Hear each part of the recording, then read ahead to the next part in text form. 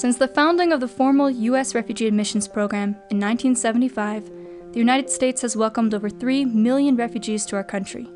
Some of these people have become famous, like NBA All-Star Lul Deng and singer and performer Regina Spektor. The majority, however, have just become Americans. They have bought homes in the United States, established small businesses, raised their children here, and sent those same kids to college. They ride our public trains, order hot dogs from the local food joint, and do a lot of the hardest jobs our country has to offer.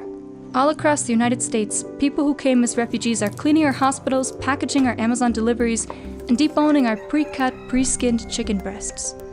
Refugee resettlements in the United States didn't start through a formal government program. Rather, it was primarily the work of concerned citizens who took it upon themselves to assist individuals fleeing fascist governments in Germany, Italy, and Spain. This led to the creation of several refugee agencies formally devoted to supporting these World War II refugees. These faith-based organizations, as well as local churches, were the primary actors involved in welcoming America's first refugees. This was years before the 1951 UN Refugee Convention was signed, and long before the founding of the formal U.S. government program. During the ensuing Cold War period, the U.S. government began to formally issue refugee visas, primarily to those fleeing communist regimes. This included 40,000 displaced Europeans admitted under the Displaced Persons Act of 1948, and 35,000 Hungarians granted refugee status in lieu of the Hungarian Revolution of 1956. After communist governments were established in Vietnam, Cambodia, and Laos, a staggering 3 million people poured into China and other Southeast Asian countries seeking asylum. Almost 2.5 million were offered resettlement, with the US accepting the vast majority. These Indo-Chinese refugees included the Vietnamese boat people and Cambodians fleeing the terrors of the Khmer Rouge. It was during this period, in 1975 to be exact, that the U.S. Refugee Admissions Program, USRAP, was formally started. Congress then later passed the 1980 Refugee Act to create systematized procedures that would guide the program thereafter. Since then, the United States has been a key player in terms of offering resettlement to refugees fleeing the worst tragedies of the 20th and 21st centuries. These people have forever changed our country. Not only have they paid taxes and opened business contributing to our economy, but they've brought with them new ideas, new food, new expertise. Moreover, in comparison with refugees in other countries, those who arrived in the United States seem to integrate faster and figure out how to stand on their own 2 feet within a shorter period of time. On January 27, 2017, President Trump signed into effect Executive Order 13769.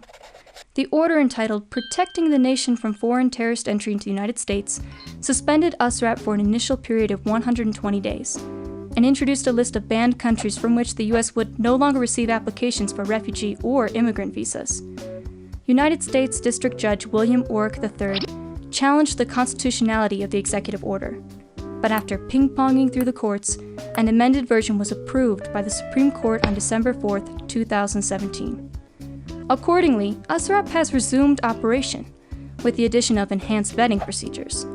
Nevertheless, numerous countries are still banned, and the cap for refugees admitted to the U.S.